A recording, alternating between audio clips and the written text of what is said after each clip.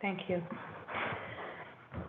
Good evening, folks. I'm Joanne Ryan. I'm calling the Committee on Ordinance public hearing to order Wednesday, February 24th at 5:38 p.m. We have, before we begin, I'd like to ask the clerk to call the roll. Chairwoman Ryan. Present. Vice Chairwoman Castillo. Vice Chairwoman Castillo is absent. Councilman Iducci. Yeah. Councilwoman Harris. Present. Councilor Miller. Present. Have 4 present and 1 absent. You have a quorum. Thank you very much. We have with us this evening, I would like to recognize our distinguished solicitor, Lisa Dinnerman. Thank you very much for joining us. And of course, we have our wonderful clerks that are running the meeting, and they really do run the meeting. So thank you, Tina Mastriani, for organizing this. There's a lot of paperwork we have to get through tonight. I'm going to, we've got a list of folks that would like to speak on the topics. And we're going to ask that you keep your remarks to 2 minutes if you can, so that we can all stay crisp. We also have a meeting on the rise, an ordinance meeting on the rise of this hearing, this public hearing. So I'm hoping that we can all stay crisp to get through the night's agenda. Okay, with that, I'd like to, is there anything else, any other announcements? Yes, if I could just ask those of you to please turn your cameras off until it's your turn to speak. And then when your item comes up, please just put your camera back on. That would be greatly appreciated. Thank you. Does make it much easier. Thank you very much, Tina. Thank you. See, I told you the clerks really run these meetings. Okay, item number 1, Madam Clerk, could you kindly read the item into the record? An ordinance and amendment of Chapter 27 of the Code of Ordinances of the City of Providence, entitled the City of Providence Zoning Ordinance, approved November 24th, 2014, as amended, to amend Article 16, Section 1604, entitled Illumination Standards, and Article 20, Section 2005, entitled Non-Conforming Signs. Okay, on this item, we have a package. Is it one package of letters of testimony? Yes. Okay. I'd like to ask that we accept this package of letters into testimony. I'm sorry, I'll do that right now. You with me, Tina? Steve's having difficulty getting. Okay, so we have, our vice chair is working to get in, so why don't we stand at ease for just a moment to allow the clerk to provide assistance to our vice chair.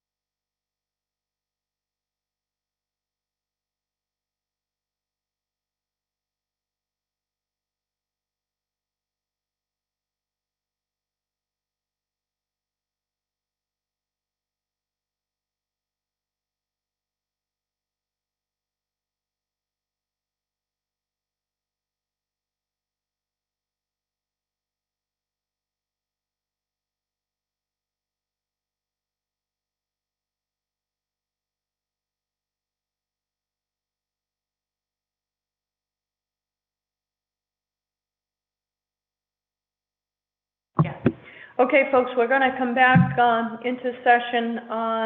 Our vice chair is still working to get through the technical challenges to get on. I thank you for your patience. We are discussing item 1. The petitioner is Lamar, and I have a package of letters that has been presented to the clerk's office that the committee has received. And there's 1, 2, 3, 4, 5, 6 letters. One from one from Timothy Moore, Esquire. One from Scenic America. One from Janetta Montes de Oca. One from Working Together with Our Neighbors. One from Fox Point Neighborhood Association. Madam Chair. Roger Williams Park, and Doug Victor, West Broadway Neighborhood Association. Madam Yes. Chair, if I may interrupt you for a second, And a final from Jonathan Stevens. Go ahead, I Mr. think there's only 3 letters for item number 1. So, Councilman Narducci, those letters that you have were what we had received yesterday. These are new letters that have been coming in this afternoon that have been added to the packets, and the full packet will go online tomorrow. Okay. So there are additional letters in the clerk's possession. I'm asking for a motion to enter this packet of letters on item 1 into the record. Can I have a motion to add this as exhibit 1 to item 1? Motion made. Motion made by Councilman Narducci, seconded by Majority Leader Harris. All in favor? Aye. Aye. Any opposed? Okay. So we have these letters of testimony. Okay. And let's begin our public hearing testimony with, is Bob Azar from the Planning Department available to speak on this item? I'm here, Madam Chair. Welcome to our Vice Chair, Councilwoman Castillo, who is with us. Thank you. Yeah, we have a problem with the internet today. Okay, we're good. We're engaged. And Mr. Azar, could you lead off, please? Describe what is before this public hearing. Thank you, Madam Chair and members of the committee. Robert Azar with the Department of Planning and Development. This is an ordinance. Originally, it was a petition that was filed by Lamar, which is a media company that owns a bunch of billboards throughout the city. And the proposal here would create a mechanism whereby certain billboards be converted from static to electronic message signs. And as you probably know, billboards are considered to be off-premise advertising, which is a use that's not permitted anywhere within the city. Of course, we have a lot of billboards throughout the city. They're all considered to be legal but non-conforming. So in this case, Lamar would wish to be able to convert a handful of these non-conforming signs into electronic message signs. And the mechanism that's being proposed is that they would have to come before the Zoning Board of Review for a special use permit. And there are several criteria that have to be met. Importantly, if they get approval, they would have to agree to remove an equal square footage of signage somewhere else in the city. In addition, there has been a sub-A to this that also will allow the zoning board to consider what are known as weekly impressions. And weekly impressions, my understanding is that has to do with how many eyeballs are actually seeing a sign based on the amount of traffic that passes by it. So this sub-A would allow the zoning board to consider that as well. Again, this would be via special use permit. And based on the criteria the zones that are eligible for this conversion, and certain other criteria relative to visibility from residential zones and so forth. There are only a handful of places in the city where this could even happen. So I think that's what I have to say about this.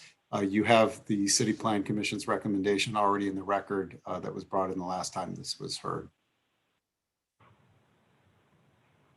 Thank Madam you. Chair, Thank you, I Ms. haven't Aza. seen- Excuse me, Madam Chair, may I be heard for one moment? I haven't seen City the sub, Solicitor Dinniman? yes. I have not seen the sub A. Would the clerk be willing to email it to me right now? I did work with Mr. Conley on this. Okay, Thank you. so we'll continue while the clerk is sending you that.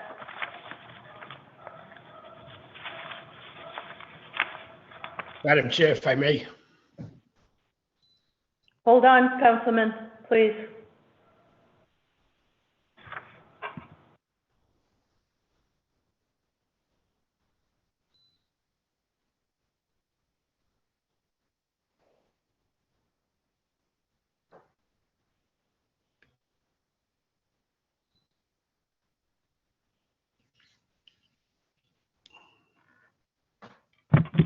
Okay, the clerk is trying to get that document to our solicitor. Councilman, we're in the middle of a public hearing. What is the nature of your request?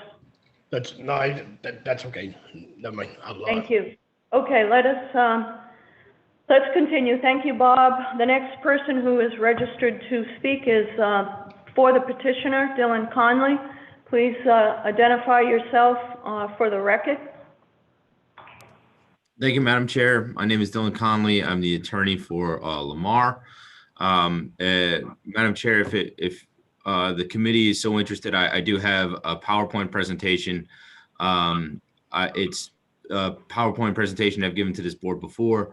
I do think for the context of the public hearing, it may be beneficial for members of the public if I could share my screen. Can you keep your presentation to 2 minutes, Mr. Conley? Maybe 3. I'll move very quickly, I promise. As I recall, it was a lengthy presentation. Please try to keep your presentation within a 3-minute time frame. But yes, Madam Clerk, could you allow him to show his? I believe being a panelist, he should be able to share his screen. Go ahead, Mr. Conley, and thank you. Thank you. So fundamentally, I just want everyone to understand that new signs, new billboards remain illegal. This doesn't change that. Neighborhood signs will be removed as a result of this proposal. This ordinance itself doesn't actually approve anything. We still need to go to the zoning board to get a special use permit.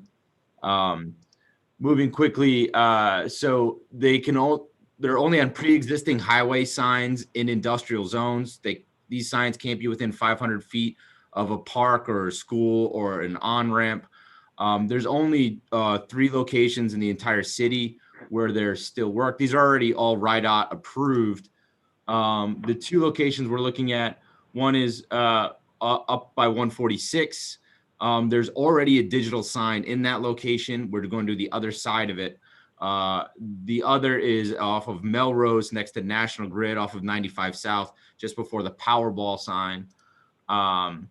This is an overhead of those 2 locations. As you can see, they're very industrial. This is the sign along Cadillac on 95 South. This is the sign on 146. We have completed special use applications that we drafted earlier. The Federal Highway Association has found that these digital signs are safe. The Mass Department of Transportation has found that they're safe. There's an existing sign in Providence. There's been no indication from any law enforcement that they've caused additional issues. The ordinance only allows us to apply for a special use permit in these purple areas, and it has to be facing a highway. Again, cannot be within 500 feet of a park or a school or 200 feet of an on-ramp. No flashing, no moving images, 10-second static image, another 10-second static image. We do Amber Alerts and FBI support work. So these are all the signs that Lamar owns within the city. All of those purple dots are signs that are not eligible because they are within 200 feet of a ramp or 500 feet of a park. These two green dots, 1 and 2, these are the two locations that we're proposing to have a digital conversion. There are existing signs there. We're not building any new signs. There's a yellow sign here. We think it's most likely within 200 feet of a ramp, but we won't be changing it to a digital because it's behind the U-Haul sign on 95. So that's the change there.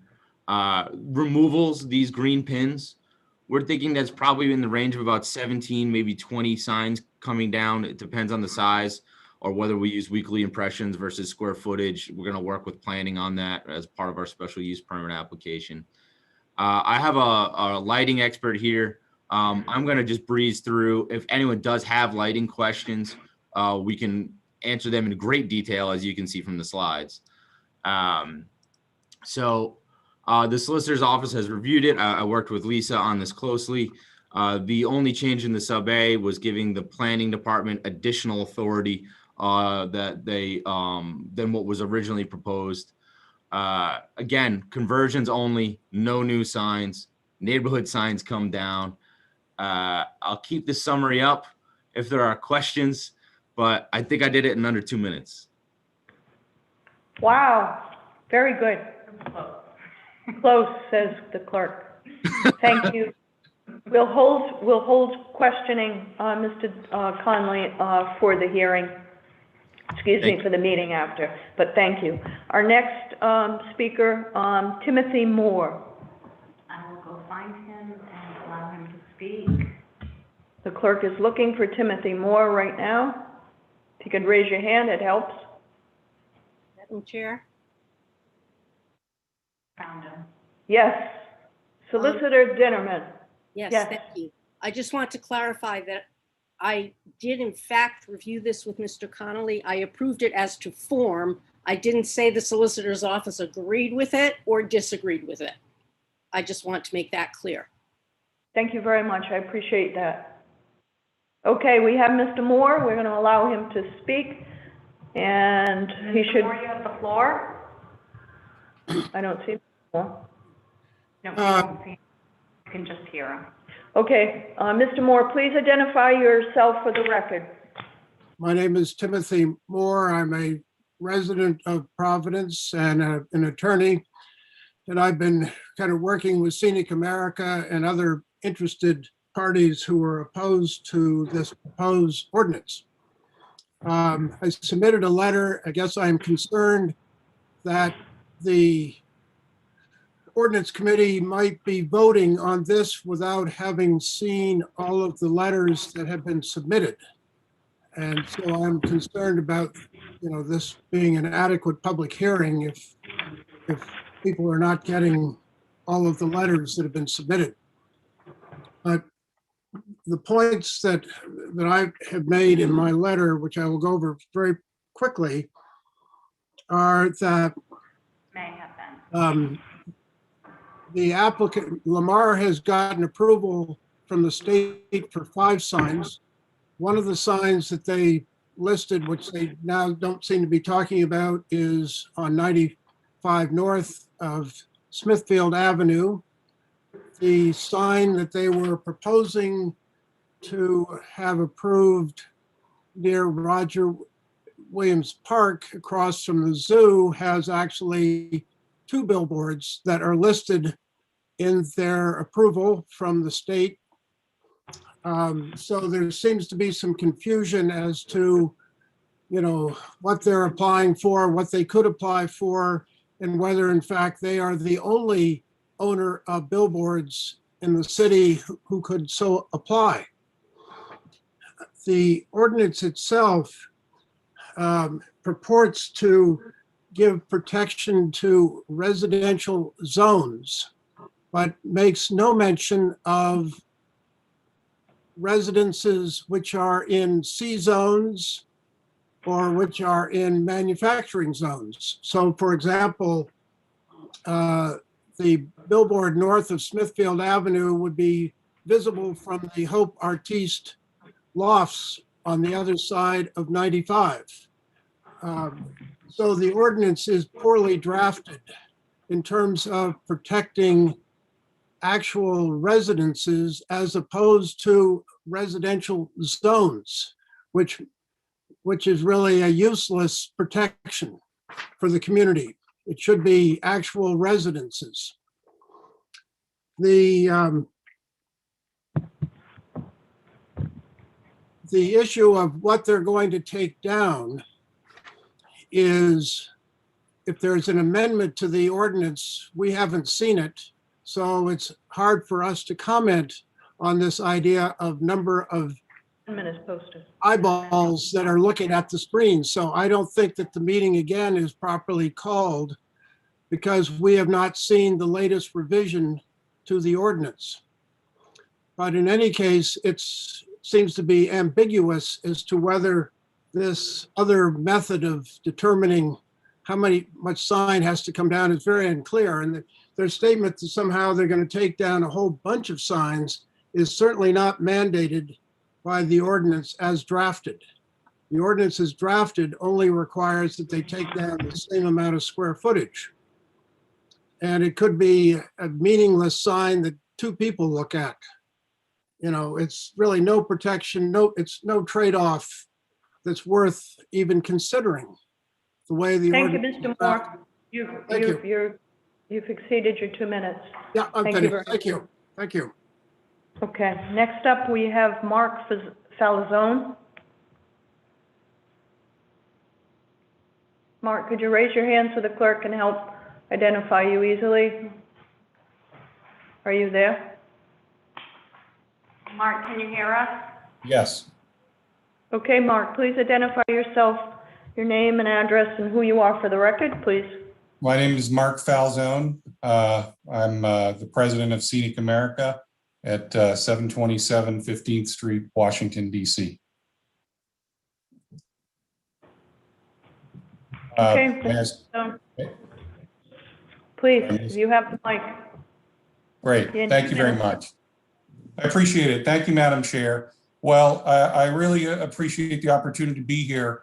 I strongly encourage the committee to reject this proposed amendment to the Code of Ordinances, which would permit the conversion of static billboards into electronic billboards, digital billboards under certain circumstances. Digital billboards are indeed hazardous to driver safety. I have actually submitted 20 studies that show that that's the case. And I highly dispute the two citations that the petitioner has submitted. In practice, if digital billboards are allowed, then the conversion proposal, you're not getting a very good deal based on national standards. So, but let me just focus on driver safety because we did submit a compendium that was commissioned by AASHTO, which is the American Association of State Highway and Transportation Officials. All right, so these are the sort of experts on our highways. RIDOT is a member, for instance. What this study showed, that AASHTO commissioned, you'll see that it took all the studies into account and it did a summary of each of them. And basically the conclusion over and over and over again is that digital billboards do indeed pose a safety risk. And so I want to speak to these two specific items. FHWA, they did a very controversial study that was delayed, and there were allegations of impropriety with that study, so many that it was actually never published in the academic world, which is, shows you the veracity of that study. I would also note that MassDOT never did a formal academically rigorous study. And I know that because I happen to be a neighbor to Rhode Island. I used to be a Massachusetts legislator, it turns out. So I would dispute the two safety studies that have been cited here. It's so good, by the way. Providence is one of my favorite cities in the country. Being a New England native, I've been there many times. Love Federal Hill. You can tell by my last name that I love the restaurants in Federal Hill. and love firewater. Rhode Island, between Providence, Newport, and so many of your gems in the area, you have so much to offer tourism-wise. Don't blight your city with digital billboards. I spent most of my 2 minutes on the safety aspect, but you're going to hurt yourself tourism-wise too. It doesn't make any sense. And I could give you. Thank you, Mr. Falzone. Please wrap up. Yep, I appreciate it. I'm done. I appreciate it, but thank you for your consideration, and I'm happy to answer questions later or talk to folks afterwards. Thank you. Doug Victor.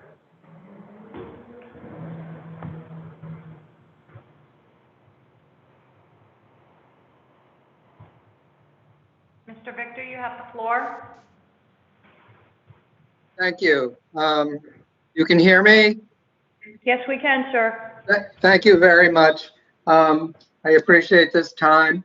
And my name is Doug Victor, and I live on Princeton Avenue in Providence, and involved in my community.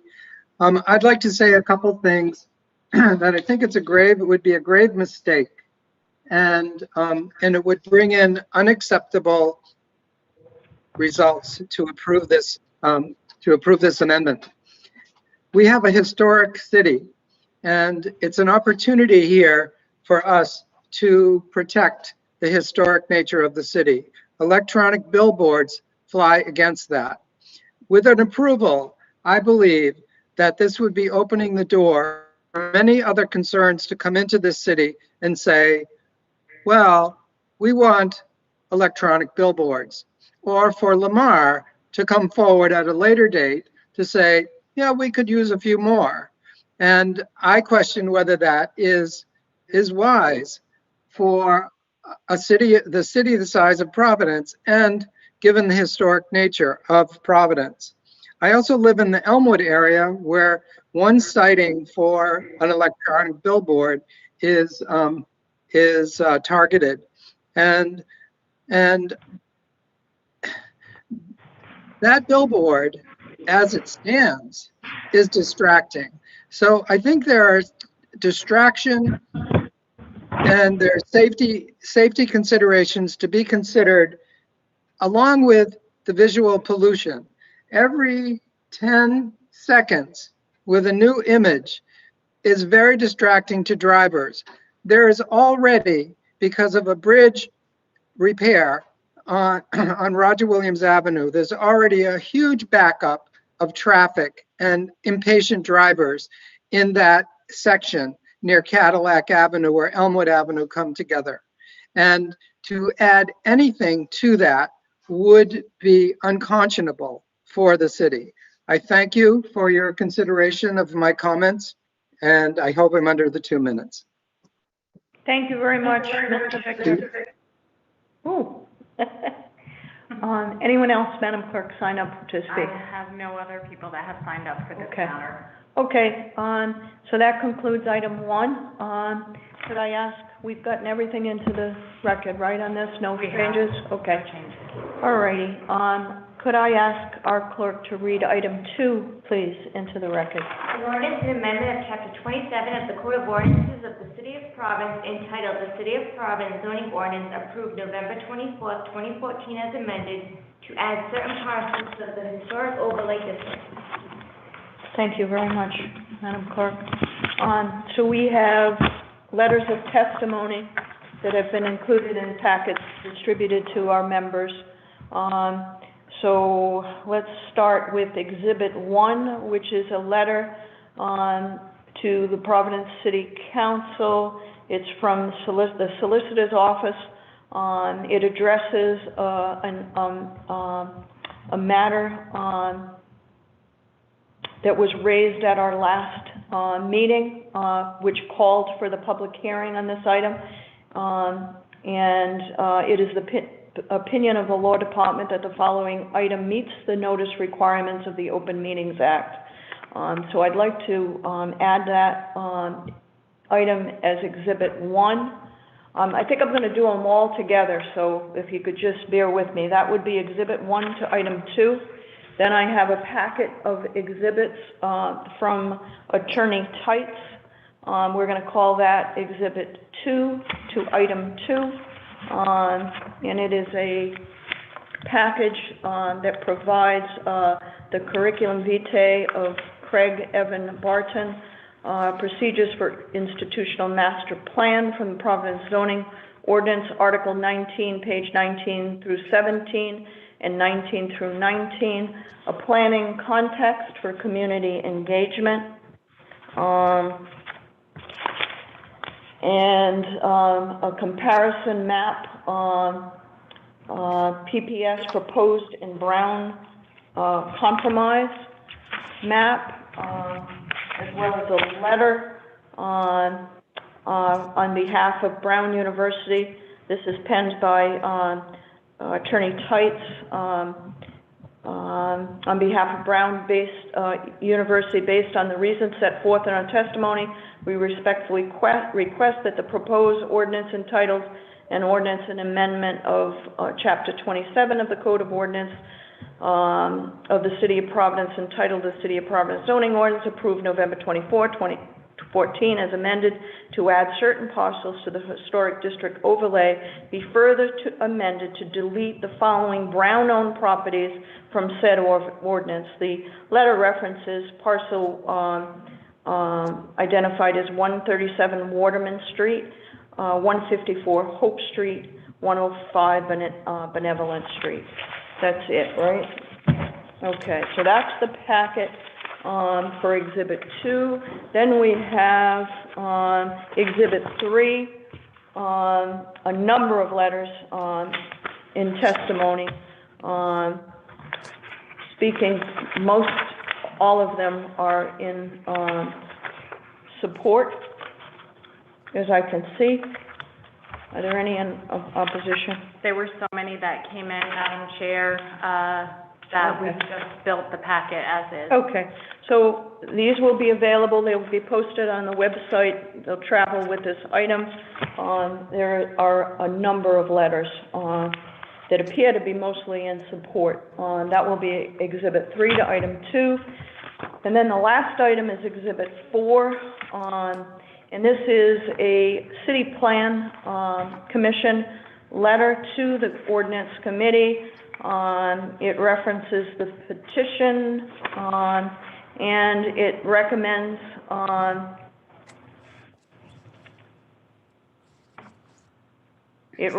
upon motion and second voted to make a positive recommendation. So the CPC recommendation is positive to approve the expansion of the historic district. In accordance with the action, the petitioner should also want to take the following actions. Prior to the public hearing, the petitioner should continue to seek support of affected property owners to meet and exceed 50% threshold of support for inclusion in this district, and the petitioner should continue to seek support of the effective council person. Okay, those are the exhibits. Again, there's 4. Exhibit 1, Exhibit 2, Exhibit 3, and Exhibit 4. May I have a motion to add all of these into the record for Taking this a motion. Motion made by Vice Chair, seconded by Peter Harris. All in favor? Aye. Aye. Any opposed? Ayes have it. So we have the exhibits for Item 2. Okay. All right. Who from the Planning Department is with us tonight that can speak on this matter or introduce the matter to the public? Do I have anyone from the Planning Department who can speak? Yes. Hi, Madam Chair. Robert Azar with the Planning Department.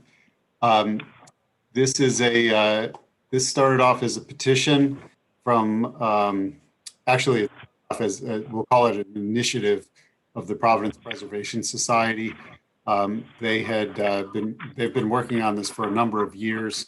They've identified many properties in this area that is currently north and east of current areas of historic district in College Hill and Fox Point and Wayland. And this, I believe, is somewhere in the neighborhood of 90 to 100 pieces of property. PPS has followed the City Commission's guidelines with respect to the establishment of historic districts.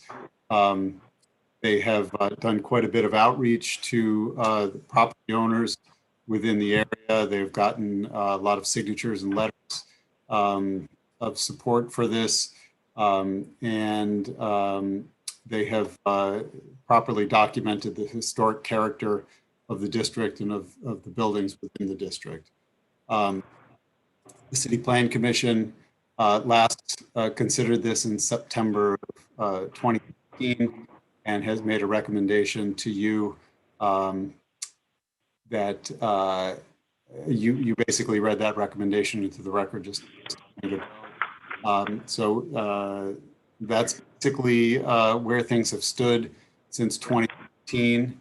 I know that that even since then, PPS has done more work, particularly around speaking to residents in the affected area and also engaging with the councilman who has actually changed since 2019.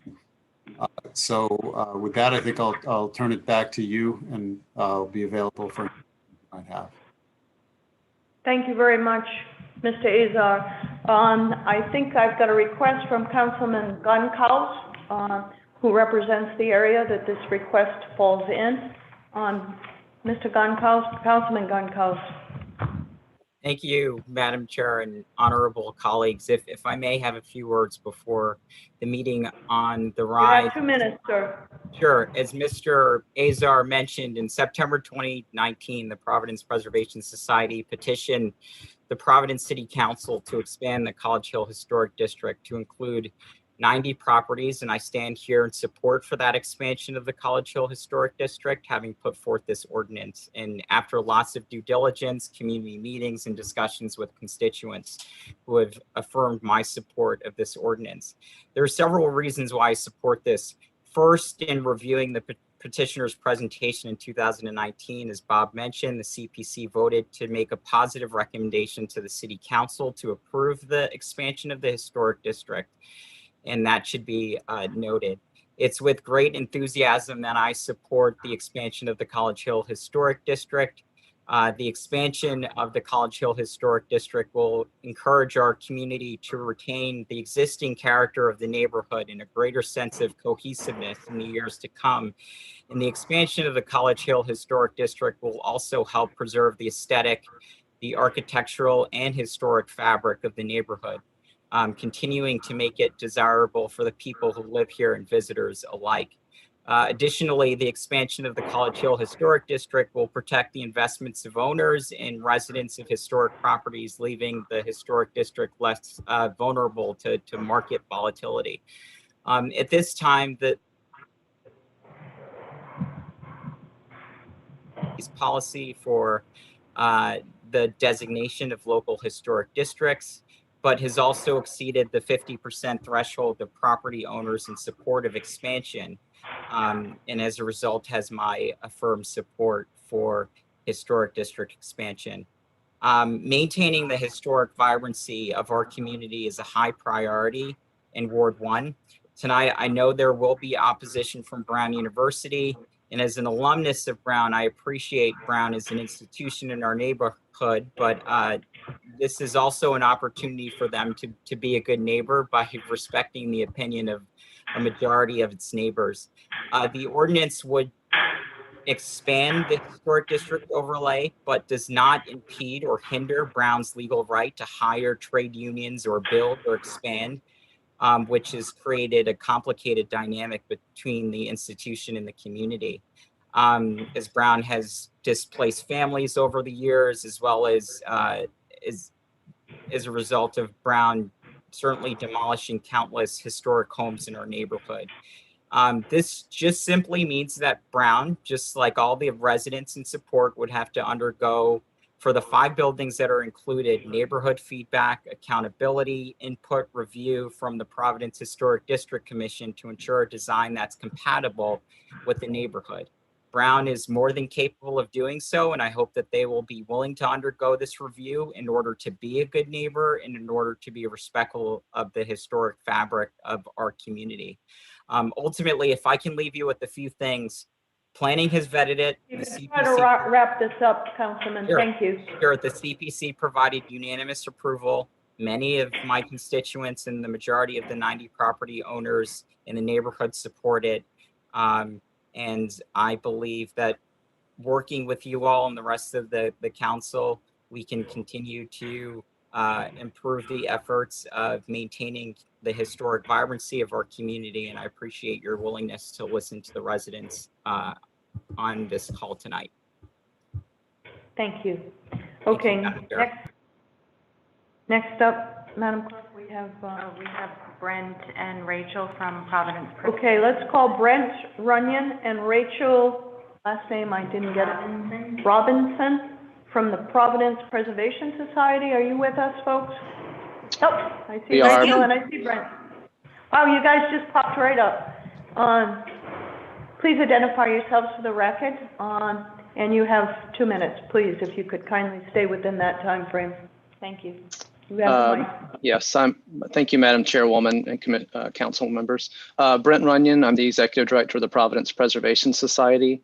And with Go ahead, Brent. Rachel Robinson is our Director of Preservation in the Providence Preservation Society. We're both residents of the West End neighborhood in Providence. So just quickly, we want to, can we share our screen, Tina? Madam Clerk, You should be able to have the ability to do so. the clerk says you can. Thank you very much.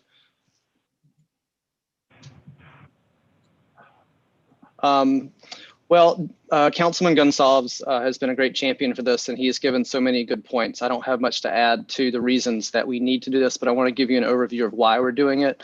And we're going to skip past, as you can see, we had, yeah, this is the reason it started in 2011, 2012.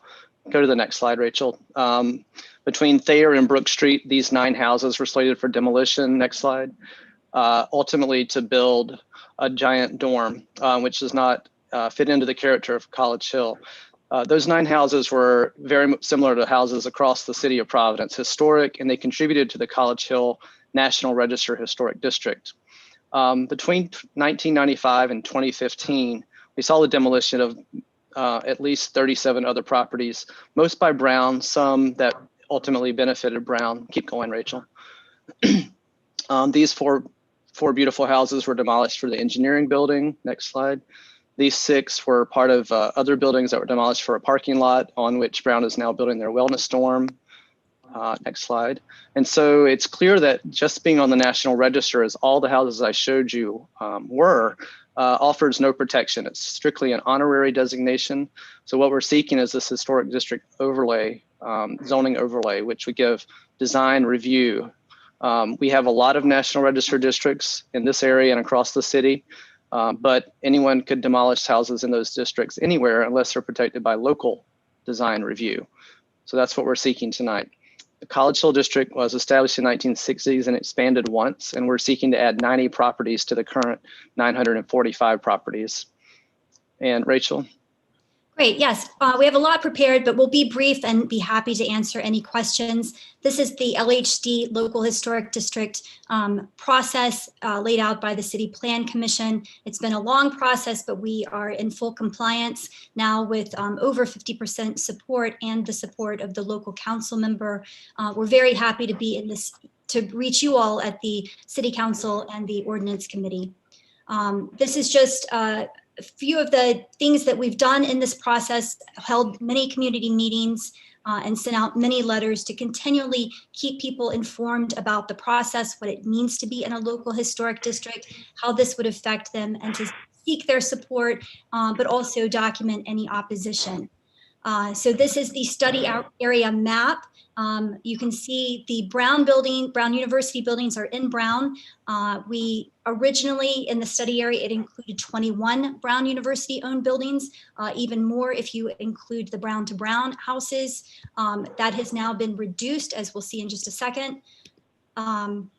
This is the current local historic district coverage on College Hill. And so this attempt by the study committee is to connect that coverage from the from the west side of the institutional zone there in the middle to the east side up to the Stimson Avenue district. So the red is the outline of the original study area. The green is the reduced area of 90 properties. We reduced the brown opposition from 21 properties down to 3, which are all on Hope Street.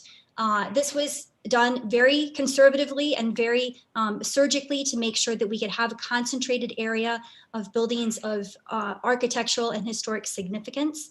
So this is what we presented to the City Plan Commission, and they approved unanimously for their recommendation to you. These are a sample of some of the buildings, fine architectural and historic significance within the area. It's amazing that these have not had local historic district protection already, but we think this long effort will be worthwhile. These are the 3 properties that we've included, maintained from the Brown University ownership. The 2 on the left are both face Hope Street on the west side of Hope Street. And the other 2, it's 1 parcel, but 2 buildings, Orwig Music there facing Young Orchard in the bottom right, and the Carriage House on Benevolent Street at Hope. It's important to have symmetry and local historic district protection on both sides of Hope Street. So we hope you'll consider that. And now back to Brent. And these are just a few examples to show that other contributing buildings in the neighborhood have, one on the left has been demolished, replaced by the 2 on the right. We need more housing, great, let's build it. Things can be demolished, but the 2 on the right are not compatible. They are not good architecture. And this is another one on near Thayer Street, surgically removed and made into student housing. And finally, this one was recently demolished to build another box for student houses. So we're losing a lot of College Hill history and architecture.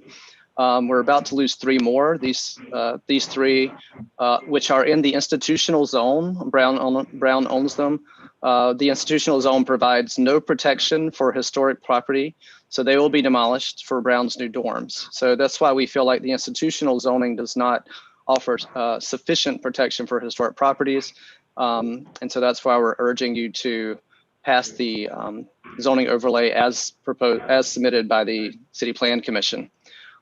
Thank you, and we'll be glad to answer questions in the next meeting. Thank you very much.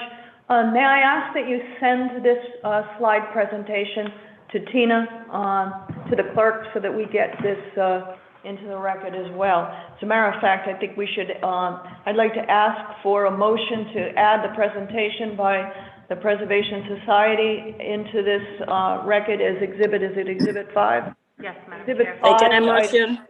Motion made by Vice Chair, seconded by Councilman Second. Narducci. Councilwoman Miller and Narducci, all in favor? Aye. Aye. Ayes have it. Thank you, Councilwoman. Okay, Thank thank you. All right, so that is that one. Okay, next we have Attorney Andrew Tights. I'm going to promote him to a panelist. Okay, please do. We're trying to turn you on, Mr. Tights. Okay. Can you Okay. see and hear me? Please identify yourself, we can, for the record. Sure. My name is Andrew Tights, T as in Thomas, E-I-T-Z. I'm an attorney with offices at 2 William Street in Providence, Rhode Island, representing Brown University. I'm also a certified planner in the American Institute of Certified Planners, and a longtime attorney representing communities in their other historic districts, including South Kingstown, East Greenwich, and Bristol. So if I may proceed, and may I share my screen? Yes, you may. Madam Chair? Is that correct, Madam Clerk? Yes, you may, Mr. Tights. Okay. Let's try this, see if this works. Start broadcast. Or sharing your screen. And documents. Okay. Are you seeing Craig Barton's resume? We do. On your screen? Yes. And that Okay, has already been entered as an exhibit. That's fine. And so I won't spend a lot of time with it. I'll just, when Mr. Barton testifies, I will note that it runs to about 10 pages with his expertise, both in historic and with planning. I'm going to go right to what I had as Exhibit 2 within mine, which is procedures for institutional master plan from the Providence. This is from the Providence zoning ordinances. And by the way, it's pages 19-17 to 19-19, just for the reference. And these are, in particular here, the procedures which start off there at D. And I just want to point out that there are quite a lot of restrictions on the use that Brown University can make of the property. There are A through Q, there are 17 separate steps and requirements. You're making me sick, Mr. Tice. Please, please try to go slower on your scroll. Okay, I'm sorry. So what I'm trying to say, the procedures start there with the institutional master plan. They start with subletter A of what the institution has to do to get its approval of its master plan. And it goes down all the way. There's A, there's 2, and then there's 2 that go all the way down to AQ. So there's 17 separate items.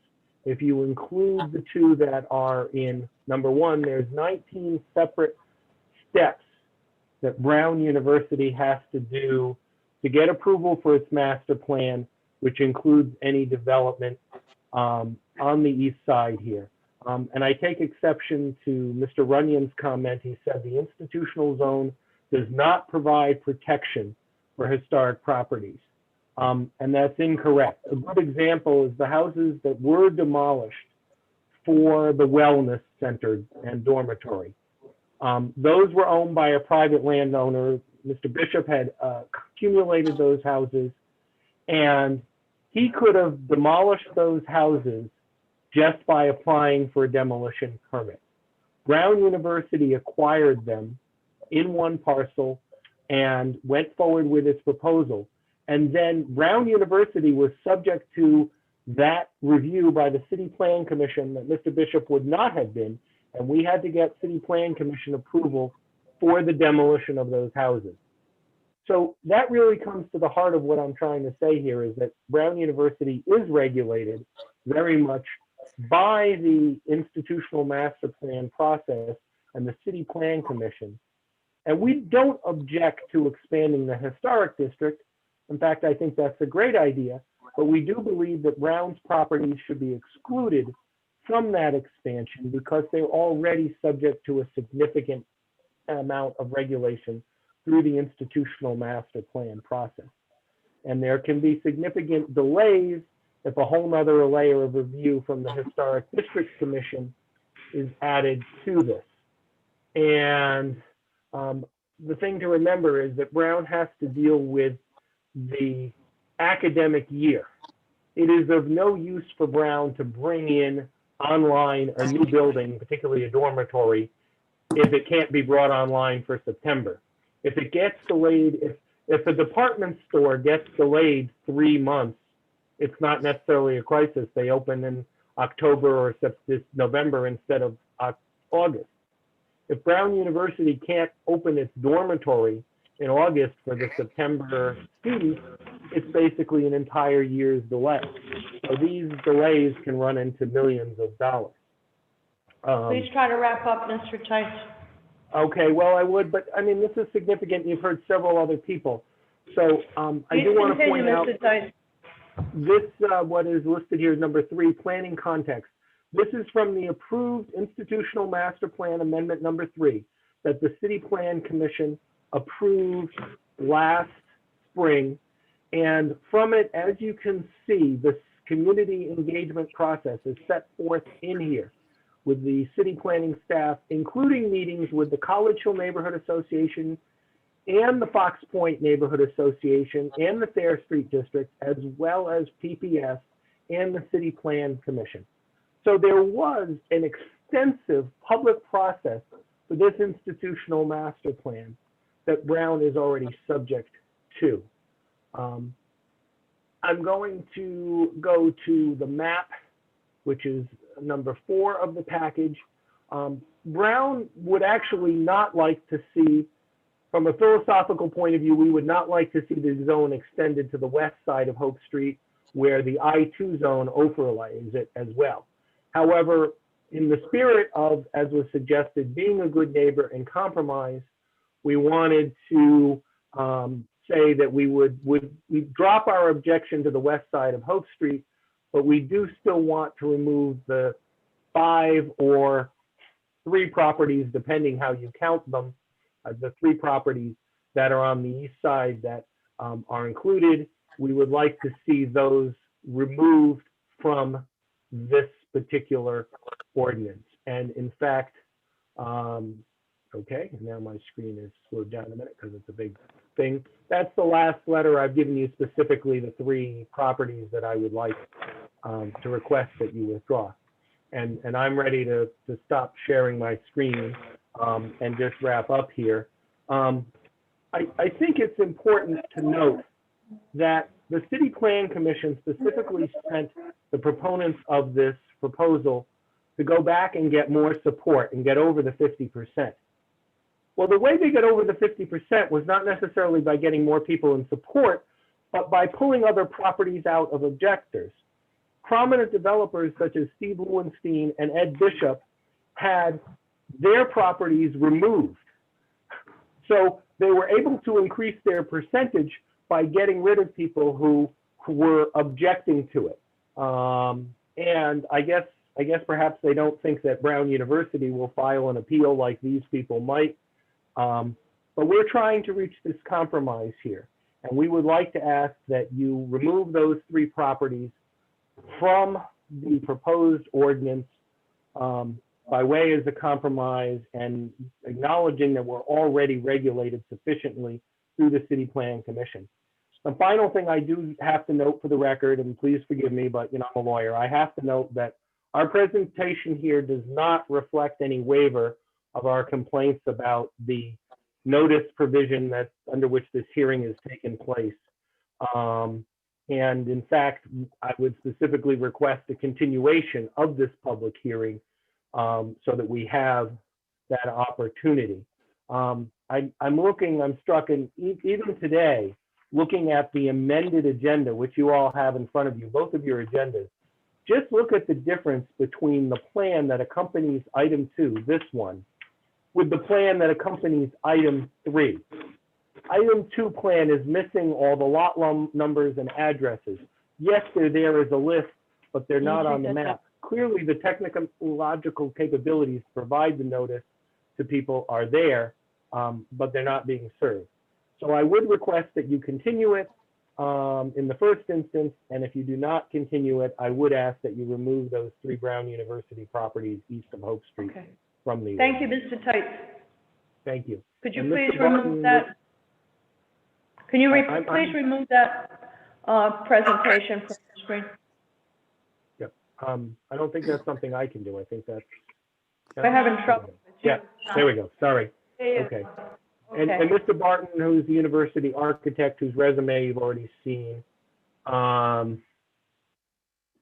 would also like to speak for just a couple of minutes, 2 minutes, to put his expert testimony on the record. Thank you, Attorney Tights. Craig Barton, are you with us? I am. Can you hear me? We can. Please try to keep your remarks brief. Yes, Madam Chair, I promise to do so. Please identify yourself for the record, please. Yes, forgive me. My name is Craig Barton. I live at 22 Clayton Street, and I am the university architect and professor of the practice in architecture at Brown University. Madam Chair and members of the commission, thank you very much for providing me the opportunity to speak to this proposal. I want to briefly reiterate a couple of the points that my colleague, Attorney Tights, made, and reiterate that Brown does not support inclusion of the parcels noted by Mr. Tights in the proposed revision expansion of the College Hill Historic District. We do believe in supporting the vibrant historic fabric that distinguishes the College Hill neighborhood and seek to be a good neighbor, but believe that the properties which lie within the institutional zone and their inclusion in the revised historic district is simply inconsistent with the comprehensive plan. The institutional zone, which provides sufficient oversight by the City Planning Commission for the regulation of institutional development, provides provisions for the planning and preparation of the institutional master plans with requirements for community engagement, as well as requirements to secure City Planning Commission approval for the demolition of buildings within the zone. We're confident that the zone and these provisions, as well as others, are the appropriate tool to manage institutional development and moreover to steward the building fabric within the historic district. I'll conclude my remarks there. And once again, thank you for providing me the opportunity to express the opinion of the university about this particular issue. Thank you. Thank you, Mr. Barton. Okay, up next we have James Brayton Hall and Sarah Bronin. The clerk is trying to find you right now. Madam Clerk, we don't think Sarah Bronin is able to attend. Do we have James Brayton Hall?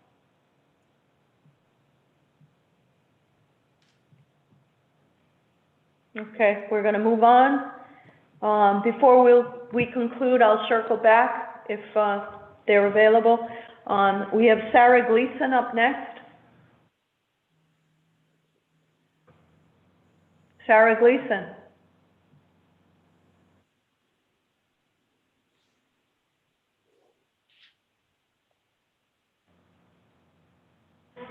We have Sally Lapidus up next.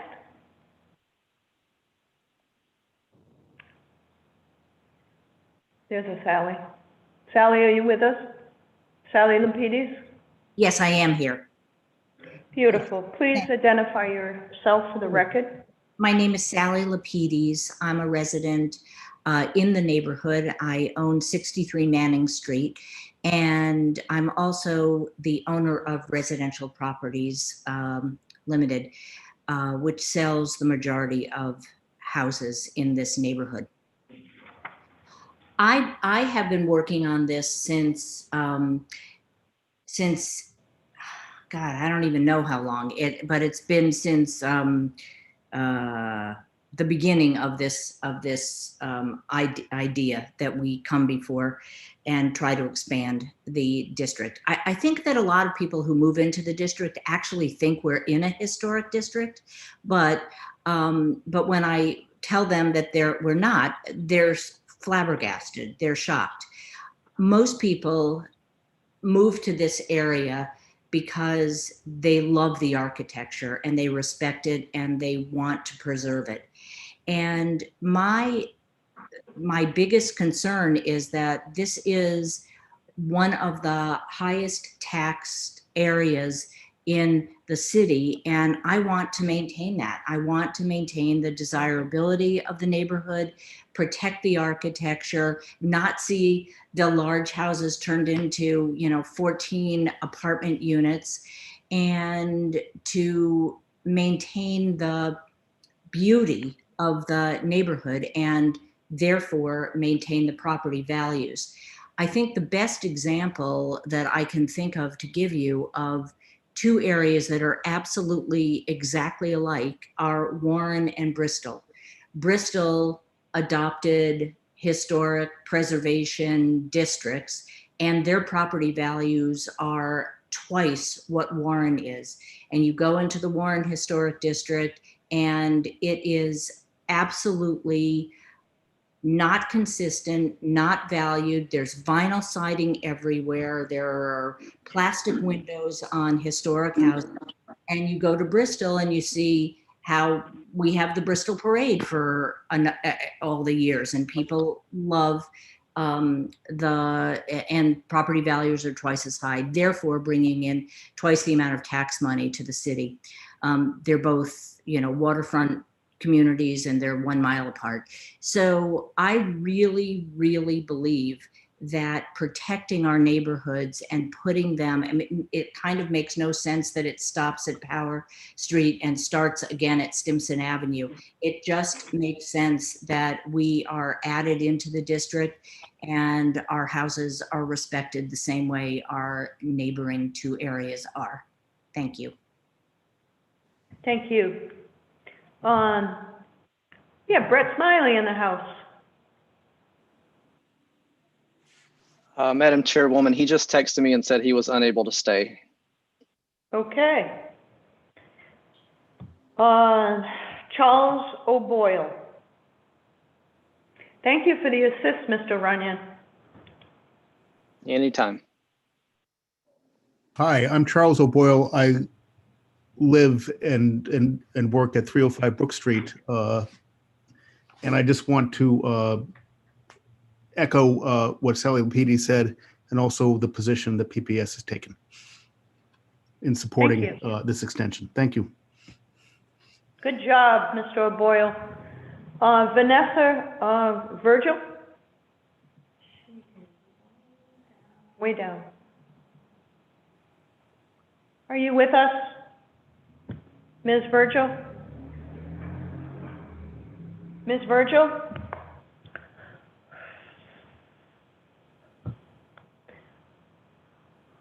Shall we go back to her? I just asked her to unmute.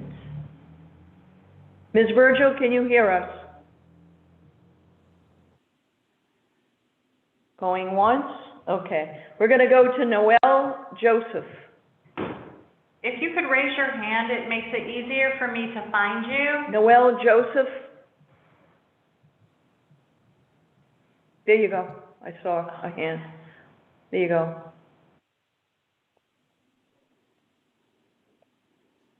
Noel? Who do we have? Yes, Madam Chairwoman.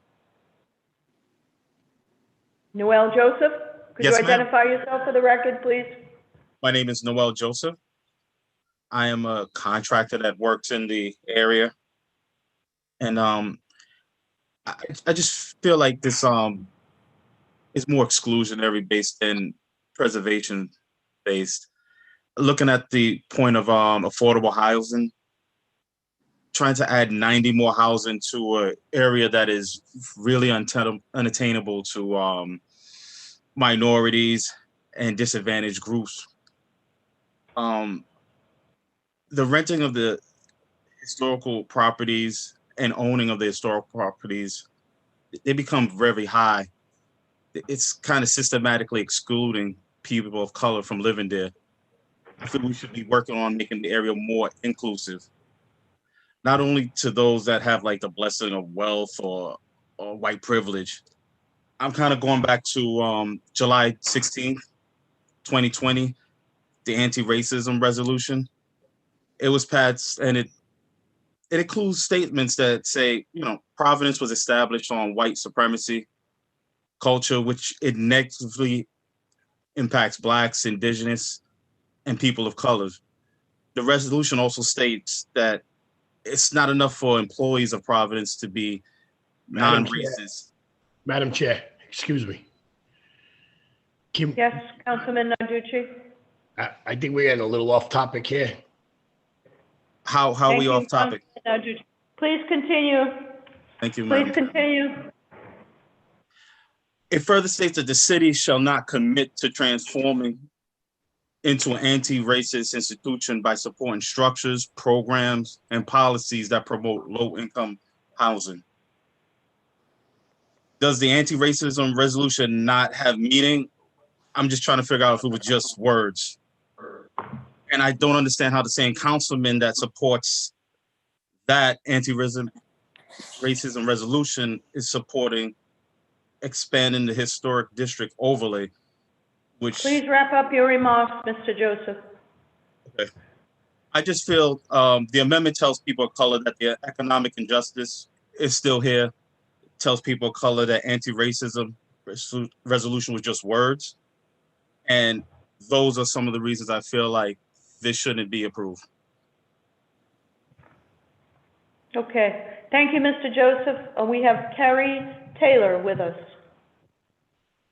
Madam Chair, I'm happy to speak to that just for 1 second. If you, Councilman, we're in the middle of a public hearing, okay? We're going to have a meeting after. If you'd like to speak, you can do so then. Thanks. Kerry Taylor. I see, way up at the top. Yep, she should be able to speak. Right. Ms. Taylor. Thank you. My name is Carrie Taylor, and I'm the director of Lippitt House Museum located at 199 Hope Street. and I'm speaking in support of the zoning ordinance for the expansion of the College Hill Historic District. The Governor Henry Lippett House is one of the many significant residential buildings located along both sides of Hope Street, illustrating a variety of residential 19th century architectural styles. These significant buildings should be included in a local historic district and have the associated protections for both sides of the significant north-south Hope Street corridor. This designation will help preserve the building's relationships to each other, which otherwise contributes to this unique character of the College Hill neighborhood. Thank you. Thank you, Ms. Taylor. Robert Stoltzman.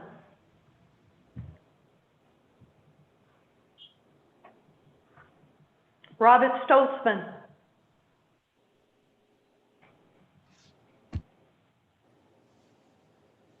Please raise your hand. We can't find you.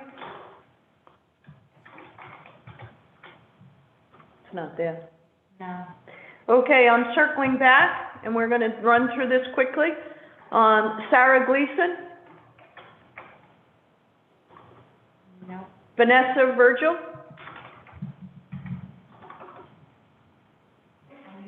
I think that's it. Okay. There are no other names who have signed up for this matter. I am going to close item 2. Thank you very much, everyone.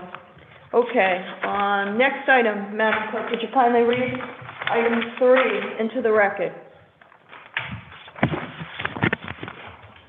Petition from Wayne M. Kazarian Esquire, C.O. Paley Properties, 100 Westminster Street, Providence, Rhode Island, 02903, on behalf of 21 P Street LLC and Urban Land Development LLC, requesting to change the official zoning map for certain lots on Wesleyan Avenue, Plenty Street, P Street, Whitmore Street, and Broad Street as listed from I-1 to C2 with I-3E overlay, Plat 44, lots 286, 287, 288, 289, 290, 291, 292, 294, 730, 268, 267, 266, 264, 263, 261, 205, 258, 135, 259, 150, 256, 265, 257, 711, 719, 255, 254, 253, 252, 249, 242, and 247 from R2 with HD overlay to C2 with HD and I-3E overlays, Plat 44, lots 234, 233, 240, and 241 from C1 with HD to C2 with HDI 3E overlay, Plat 44, lots 273 and 722. Good job. Madam Chair, we do have 3 items to enter into the record. Okay, what do we have? The first, we have a map which Mr. Azar will explain that we have to sub out. Is that correct, Mr. Azar? That's correct. So we have to sub the map. Okay. And we have a packet of letters of testimony. Why don't you queue it up? Queue up our exhibits. So we have substitute map. Exhibit 1. Okay. Letters of testimony, Exhibit 2, and we do have the letter from the CPC, which will be Exhibit 3. Okay. All to item number 3. Okay, may I have that motion? May I have that motion to make these exhibits as stated by clerk? Madam Chair. Motion made by Council Vice Chair Castillo, seconded by Councilman Nanducci. All in favor? Aye. Aye. Any opposed? Ayes have it. Okay, so the exhibits are attached. Thank you, Madam Clerk. Okay, for this item, Mr. Azar, could you kindly cue this up for our discussion? Yes, thank you, Madam Chair, members of the committee. Once again, Robert Azar with the Department of Planning and Development. This is a petition from the property owner of the St. Joseph's Hospital. This is a large complex of buildings and some land that's associated with it in the vicinity of Broad, Wesleyan, Plenty, Peace, and our streets. And part of the impetus behind this zone change is that the owner is going to be donating a portion of the property to the City of Providence for the development of a public school building. The owner, my understanding is the owner will seek to retain most of the rest of the land for other uses as yet not identified. Right now, this property is within the I-1 zone, which is a zone that's intended for the development of hospitals in the city. And since this property is no longer serving as a hospital, it is appropriate to have the city rezone it.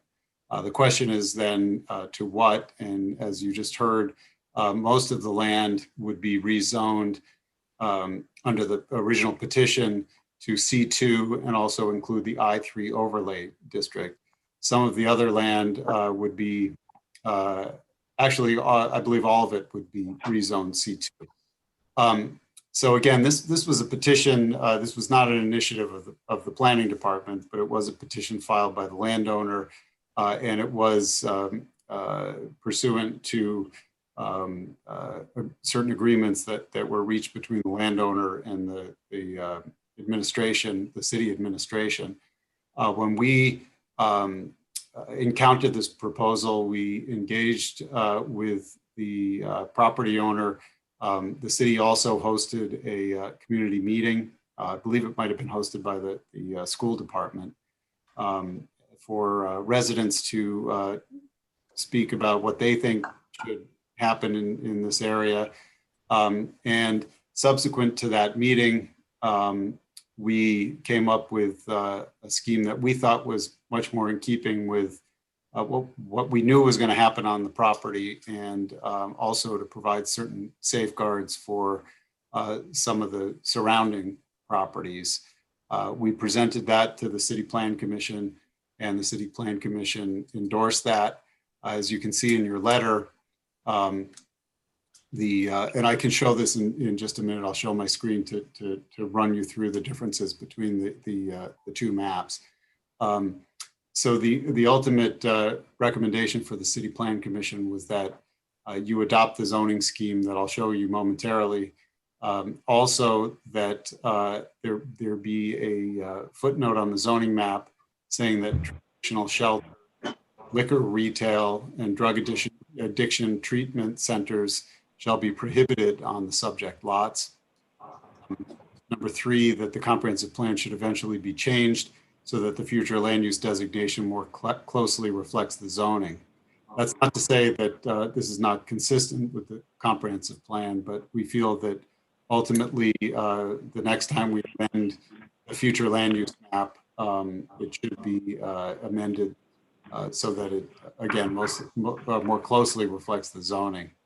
Now, as I'm going to show you momentarily, there are also some lots that are in I-1 zone that are not owned by the petitioner. We recommend that those lots be eventually changed. They're not the subject of this petition, and they're not the subject of the revised map, or they are shown on the revised map, but they're not. That request is not before you at the moment. So what I'm going to do now, I'm going to share my screen so that you can see the proposal. Excuse me, actually, just a minute. Here. Okay. Here we go. So here you can see the petition as it currently stands, with all of these lots being put into the C2 zone with the I3 overlay. I'm going to now switch to this next one. Madam Chair, can you just nod if you see that this is a different map? Yes. Red areas, thank you. And what you see here is that the proposal is to change many of the lots to C2, sort of in the middle here. You can see that this outline over here is the complex of buildings. The school building is going to encompass the area close to Broad Street, And then also some areas up here that are currently parking lot that'll be turned into playing fields. Those will be rezoned to C2 under this scheme. The balance of the building here and some adjacent parking lots would go to C2. But then some of these outlying parcels, and I'm chiefly talking about the ones outlined in black. The ones in red, you can disregard those for the time being because they're not owned by the petitioner and they're not the subject of the recommendation. These parcels over here are currently occupied by a community garden. The proposal is to change those to the residential 3-family zone.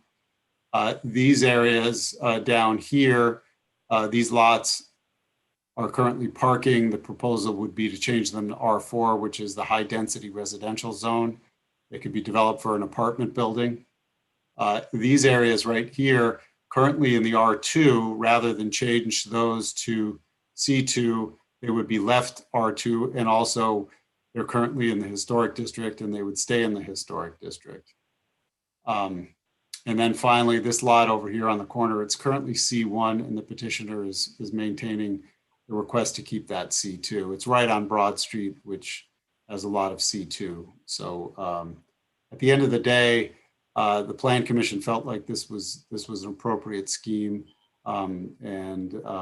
Again, these red parcels would be disregarded. So what I would ask is that this map be, I know you've made this substitution, but I would ask that you give us an opportunity, should you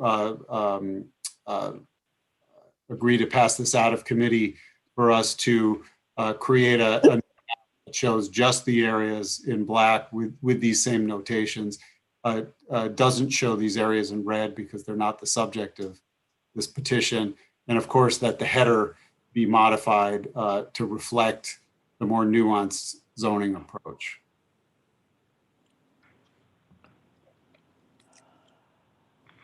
And so that's what I have to say. I'm happy to turn it back to you. Answer questions. Thank you, Mr. Azar.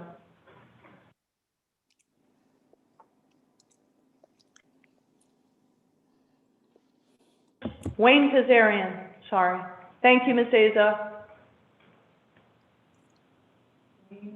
Oh, right there, middle. Okay. Thank you, Madam Chairman, members of the committee, and thank you, Mr. Azar, Ms. Dirman, and particularly the clerk's office for getting me to this point in the process. I am an attorney, Wayne Kazarian, practicing at 100 Westminster Street in Providence. When I started this petition, I was general counsel for Palino Properties, which is the owner. And the Palino family owns 21 P Street LLC and Urban Land Development LLC.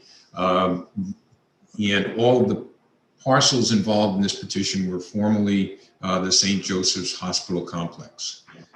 These parcels were originally zoned I1, currently zoned I1, which is unique among the institutional zones in the city in that it is a primary zone. It is not an overlay zone. So absent the institutional zoning, there is no underlying zoning that the owners can fall back on. The I1 institutional zoning does allow several uses, but they're fairly intense uses, including multifamily, including hospital and medical, including drug rehab. Those are uses that Mr. Palino has heard loud and clear from the neighborhood that the neighborhood does not want. He purchased this property for a nominal amount in just about 4 years ago, and has been maintaining this property at a cost of more than $1 million in negative cash flow, significantly more than $1 million a year, even while St. Joseph's Hospital was a tenant. Purchased it with the property, with the intention of doing something beneficial to the neighborhood. We have entered into an agreement with the city that's subject to rezoning this parcel and is subject to rezoning this parcel and subject to the State Department of Education approving the site for school, pursuant to which Mr. Palino would donate approximately half of this parcel to the city of Providence. For context, we offered to donate the entirety of the parcel that's subject to this petition to the city of Providence, but it was just too big a bite for the city to take at that time, as the zoning, as the funding for the balance of the property would have been uncertain. But this property was offered to the city. We ended up with a compromise where the east building, which is the larger tower, would be donated to the city. That's approximately half of what you see as the massive hospital complex. And all of the lots to the north of Plenty Street would be donated to the city for the purpose of building a school. The city's bond issue is passed. This would be an approximately $90 million project for the city. Included in the agreement with the city is a requirement that the city continues to maintain its requirement to implement public art in this project and use its best efforts, or maybe it's just reasonable efforts, but use efforts to use a minimum of 30% minority women-owned businesses in this construction project, with a specific caveat that doesn't mean just own businesses. It means the workers that are involved in this project. Mr. Paolino is significantly interested in that as being a condition of this donation. We believe that, well, the city has submitted its petition to the Department of Education. We believe it is going to pass. Consistent with, in conjunction with this request, not shown in this petition and not documented other than by my statements in public meetings, Mr. Paolino has agreed that upon the city's acceptance of this property to build a school, among the remnant properties, which are the 4 lots that are currently being used as the city garden, the community garden, those will immediately be donated to the current operator of the community garden, South Providence Land Trust, so we'll own that property and we'll be in a position to continue to operate that community garden in perpetuity. The balance of the property, I made a request. Please wrap up your remarks, Mr. Kazarian. Yeah, and we need to rezone the balance of the property so that I'm not left with a property that has no zoning that would allow for constructive redevelopment if I can't find another use for it. Thank you. Thank you very much. Next up, Joseph Paolino, Mayor Paolino.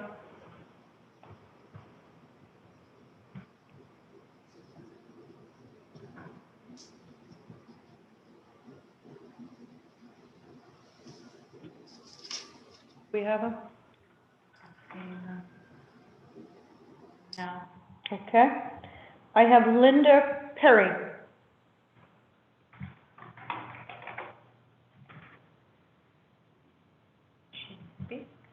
Linda, can you hear us? Linda? She's muted. She's still muted. Linda? She has to unmute herself. Can you unmute yourself, Linda, if you'd like to? Yes, Okay. I just unmuted myself. Thank you very much. My name is Linda Perry. I live in Washington Park in Providence. My main concern was the garden space, which Mr. Kazarian just clarified. I hope that it comes to fruition. I feel for the people that live there in Elmwood that neighborhoods in Providence are struggling to maintain their character on a daily basis in the face of overreaching commercial development, such as this proposal before us all. I believe which will create conditions of overcrowding, noise, and safety disparities in the neighborhood. It is a residential neighborhood. And as you've seen just in the presentation before you, we are losing the character of our neighborhoods on a daily basis. And without going into a whole long example of that, you know that it's happening all the time. And the people that live there in these historic homes are going to be bombarded with parking lots and lights and school buses. And, you know, that's just part of life. But The school is a beautiful thing to happen in that neighborhood. The rest of the commercial zones and businesses that could go in are going to be a living nightmare for the people that live there. So I asked the ordinance committee to use their best judgment and pretend that you live there too. And do your best, as we all appreciate your efforts. I do believe that protecting our neighborhoods for the people that live there, no different than the east side than Elmwood. You know, they have their homes there, and it could happen to any neighborhood. And it's a big chunk, and to do it all with a broad brush stroke, I think does not serve the greater need of the people that live there in the neighborhood.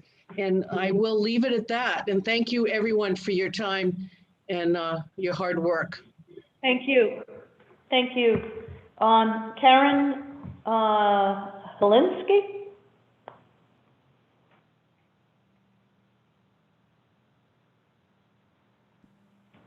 Can you hear us, Karen? Yes. Can you hear me? We can. Please identify yourself for the record. All right. I'm a resident of the Elmwood neighborhood, and I've been chairing the Elmwood Neighborhood Association. I participated in the meetings with the school district and the city planning city planning council. I thank Bob Azar for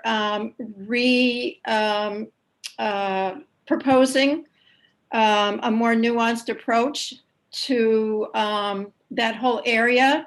But I am still concerned, and we raised this concern at the previous meetings, that we were concerned about the R4 zone on 4 properties south of P Street, and the C2 zone being proposed for the lots not being donated to the city, the public schools. Since the last meeting, I have been in touch with the CDCs, who are very interested in the possibility of developing housing in that area. In fact, the West Elmwood housing, One Neighborhood housing, and Omni Development have been speaking amongst themselves about the possibility of doing some type of collaborative housing development there. I don't believe that the current owners have been in touch with them, and before rezoning that property, they need to be consulted. A brief conversation I had was that the C2 zoning might prevent them from developing the type of plan that they have in mind. So I would say the R4 and the C2 zone, other than for the schools, needs to be put on hold until robust conversations are being made with the 3 CDCs. The other thing that hasn't been vetted in depth is that there was an extension of Updike Street that was made into a parking lot, and we would ask that Updike Street be extended once again. We understand that the school is going to bring a lot more traffic, and any kind of other development is going to bring a lot of more traffic to that area. We're very concerned about the safety of the children and the residents. We already have a lot of parking issues within that area, and we're concerned that any other development within what is now proposed SC2 is going to bring a lot more traffic, which is going to be in the current neighborhood. It's going to be, the traffic is going to be pushed into residential areas. If Updike were extended, Please try to wrap up your remarks. if Updike is extended, people from the school could come in from from Broad Street, go down Updike, and then go out back again through to Broad. I submitted a letter, which you should have, which outlines some of the other issues that we have, the concerns the neighborhood has. Thank you very much. I just see we have Mayor Paolino is with us, Ambassador Paolino. Would you like to unmute yourself and address the issue at hand? I have not heard all of the debate. Thank you, Madam Chairperson. I have not heard all of the debate and discussion tonight. I can tell you this, and Wayne Kazarian will speak on my behalf if he hasn't already. He understands this a lot better than I do. But when I bought this property some years back, my intention was to do something for the community, thinking that trying to take care of the homeless problem that we have in our society today, that would be able to use this as a vehicle. The neighborhood came out pretty loud. They told me what they thought, and they did not want it. And since then, I've worked with Mary Kay Harris. And we've had a lot of discussions. And as everybody can see, nothing has happened to that property since that original press conference that I had there. I heard loud and clear, look, I was a mayor of a city. I understand neighborhoods well, and I like to listen. My dad used to tell me you have 2 eyes, 2 ears, and 1 mouth. So I try to listen. And when the Commissioner of Education, Angelica Green, when she spoke at a meeting that I was at, she literally inspired me to try to do something good. And she was talking about business people trying to donate classrooms and chalkboards and books and things like that. And I said to her, why are you asking for nickels and dimes when you can get dollars? And I took her over and I gave her a tour of the place. And I said to her, and she said, would you do this for us? I said, yes, I would. I said, as long as for the Providence school system, I would do it. And if I could give back to the community, I want to do it. So part of what I want to do is gift St. Joe's Hospital, the so-called tower, to the school department. If we get all this zoning done, I want to make a gift, not sell and then made office to me, but make a gift of the community garden to the people in that community. I understand from talking to Mr. Kazarian and Wayne, please interrupt me if I'm mistaken on this, but on Whitmar Street, some of the lots there that the community wants housing there. And I said yes, and I agreed to that, to be able to do that. But we have to get the zoning because I have a lot of money invested over there. I have well over $1.5 million. And people say, how could you have that? You didn't pay anywhere near that. That's right, but I had to put the fire code up to snuff. I had to get the building code up to snuff. I had to pay property taxes over a number of years, and it all adds up. So what I'm looking to do, I think the city of Providence, we're going to see a tremendous opportunity of job creation and of education in Providence right now with new school buildings being built. And the very first one that the city has talked about is doing St. Joe's. And you're going to see probably the largest investment of dollars on Broad Street since maybe Roger Williams was built. Roger Williams Park was built. And you're going to see close to $70 million invested in that structure, which I think is going to be just superb. And so for me to lend my name towards that and to make that as a gift to the city of Providence, it makes me feel good. But feeling good, I also got to try to do other things with the rest of the property. And I want to make sure that we have the proper zoning so we can try to do something there. And I'm going to continue to keep dialogue with Mary Kay Harris. I'm not going to just say, see you later. I think my actions for the past few years speak volumes that I have done nothing with that property. I've not tried to force something down on that property at all. I've been working with the community. I've been working with the council person, and I want to continue to do that. But today is very significant to try to get this done. I have had a lot of offers from outside developers that want to do different things, and I'd rather not go that route.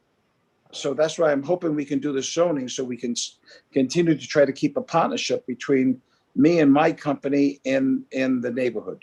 But that's why we're here today. And Wayne, is there anything I should add or take back from what I said? Did I get myself in trouble over here? No, you shouldn't take anything back. And I did mention to the committee that you were committed when this project goes through and the city takes over the East Tower to donating the community garden. So I'm happy that they heard it directly from you so that I'm off the hook on that one. Yeah. And by the way, the community garden people, very nice. They've reached out to me. They want to buy it. It's not for sale. I'm going to give it to them. But that's part of an overall plan that we're doing, hopefully that you can get done tonight. We get this done tonight, we get the zoning done, we can all gather at the community garden and we're going to make a gift, and I'm going to give it to them for $1, and it's going to be theirs. Thank you. Thank you very much, Mayor. Okay. Okay, who else?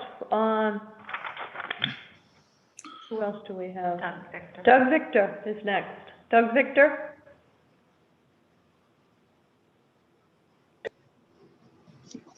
Yes. Can you hear me? Yes, please identify yourself for the record. Yes.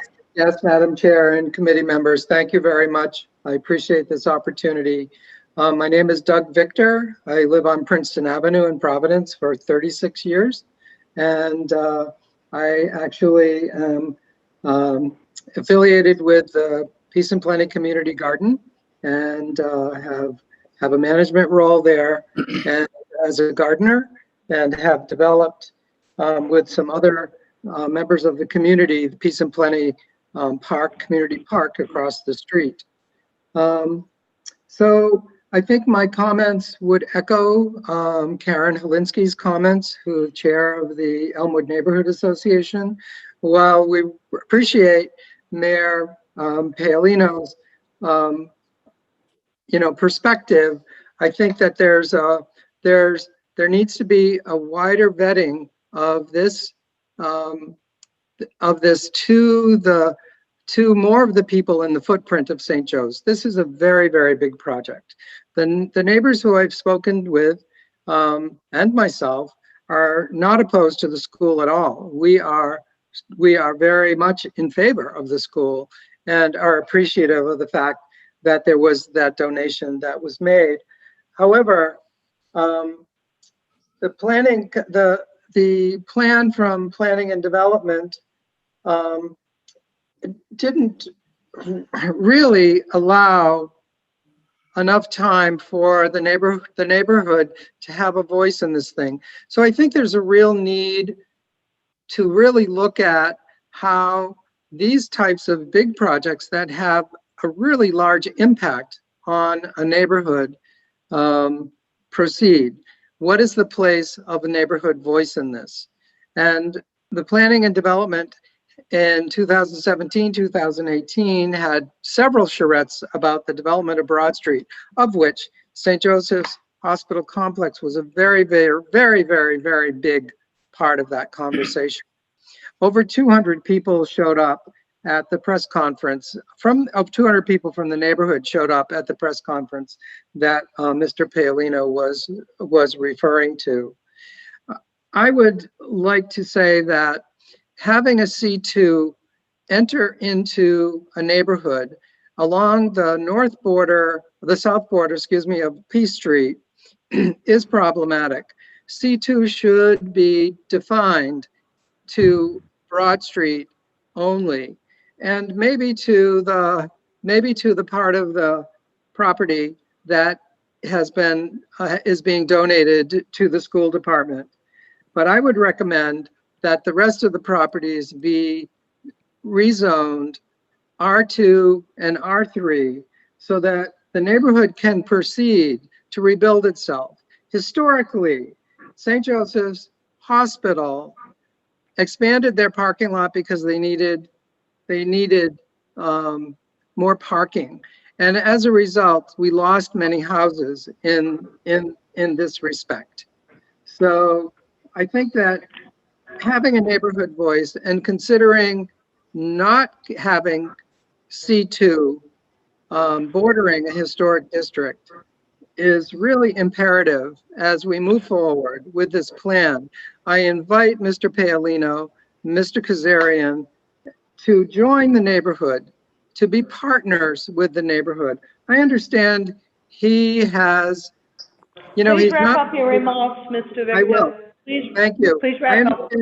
Yep, I understand he has not proceeded with anything from the 2017 press conference date, and we really appreciate that.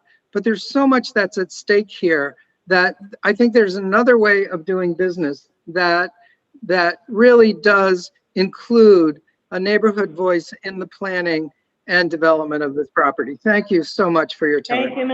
Thank you, Mr. Victor. Timothy Moore. Timothy, can you hear us? Timothy, are you with us? Yep, yes. Please identify yourself for the record. Timothy Moore, I'm an attorney in Providence, and I've been helping the neighborhood look at the proposed rezoning that is before you. And I just very briefly, because I think Karen's letter to you is a superb letter that lays out the issues, and I hope you all will look at it. The issue is that C2 really would allow a tremendous number of uses that would be incompatible with the neighborhood, both in terms of it being a residential neighborhood and in terms of the streets that run off of Broad Street. Peace and Plenty streets are very narrow. They are not suitable for most of the C2 uses. They would be, really problematic. And I think the neighborhood is supportive of the development. They do not want to see this building sit there as a hulk. And, but I do think that the residential use is the appropriate use, and that there really ought to be a hold on the rezoning of the portion of the hospital property that is not going to the school department. There's no rush. There's no need to rush this. And we also ought to rezone the other parcels as Mr. Azar has identified. So there ought to be a new petition presented to the city to rezone both the parcels that are owned by others that are in the institutional zone, and also this parcel. But hopefully, once we have lined up the nonprofit entities who will develop this site for affordable housing, which I think would be the most suitable use of this property. And the C2 uses, there are a slew of them that are really absolutely should be not permitted. Many more than the 3 that are listed as Please being. wrap up, Mr. Moore. That's it. Thank you very much. Thank you. Okay, that's all I have from my list of people who. That is all I have that Okay. signed up. Before I conclude this matter, I would just like to ask, Mr. Azar, are you still with us? Mr. Azar? Yes, I'm here. In your testimony, Mr. Azar, you referenced a different map. My understanding is that that's the map that was presented as a substitute for this matter. So what we have before us is what you intended us to be looking at. You're right. Okay, it just threw me, and if we needed to make an amendment before the matter was closed, I wanted to do that. So we're all set. The map before us is the map that we're supposed to have in front of us.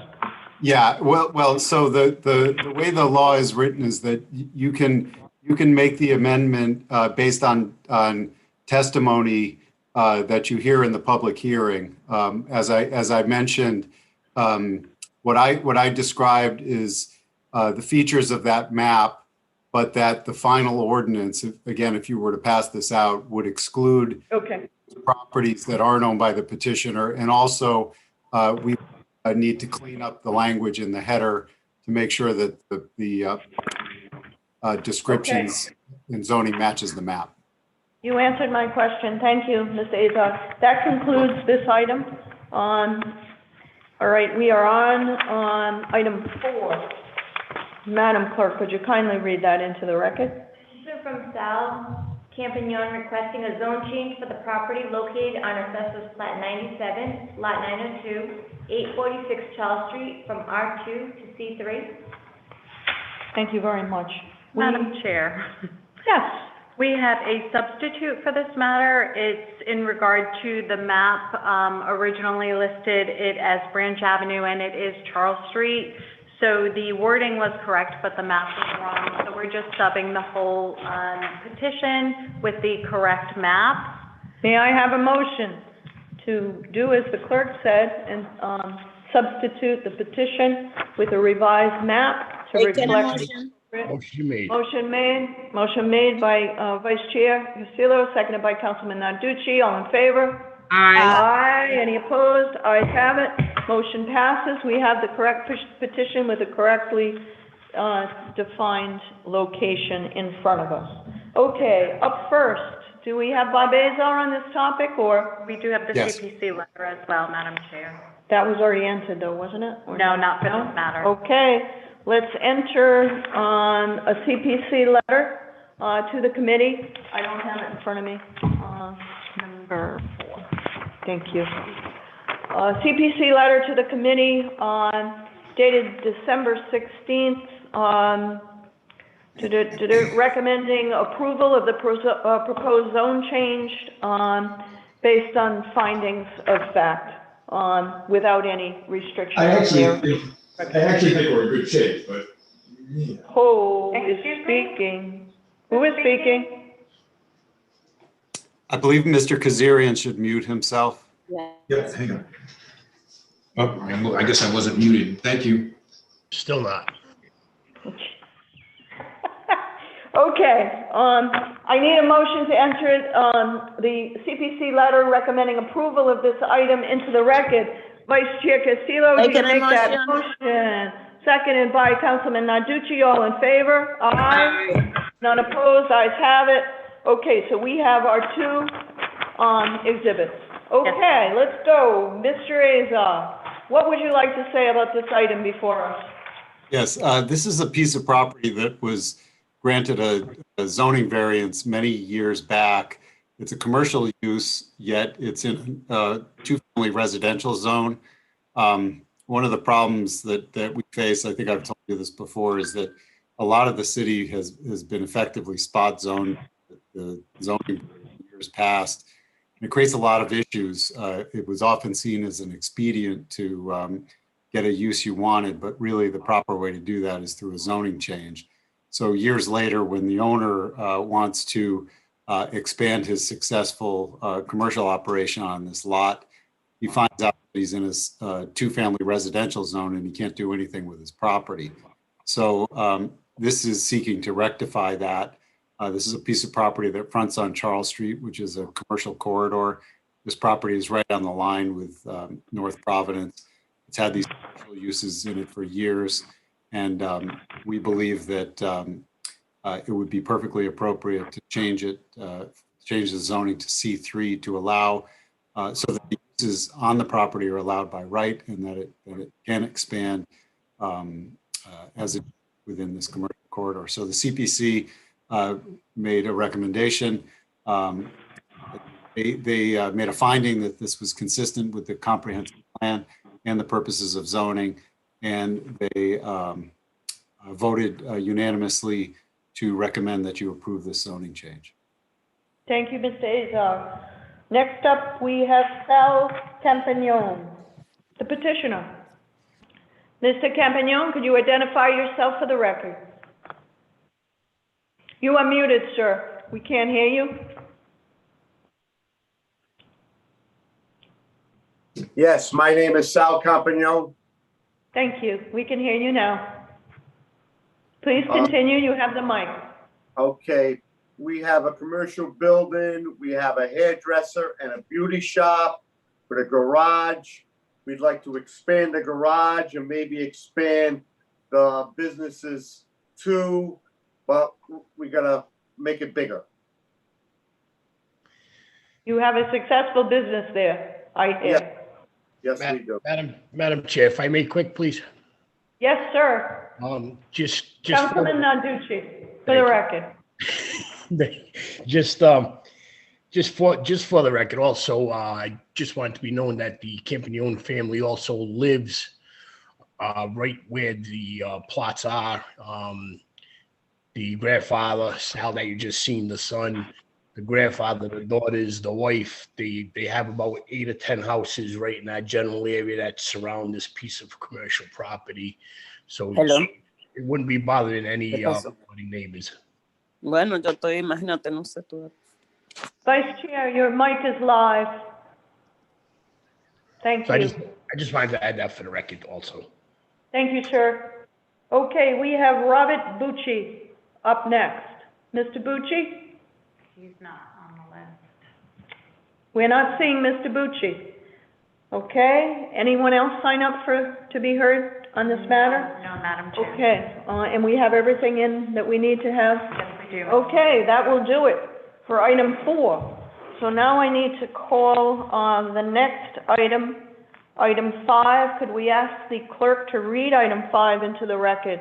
Petition from Paul Sullivan, Sullivan Law Offices, PC, 33 Broad Street, Suite 302, Providence, Rhode Island, 02903, dated January 12, 2021, requesting a zone change for the property located on Assessors Plat 13, Lot 164, 146 Governor Street, from a pre-existing non-conforming use 2-family from R1 to R3.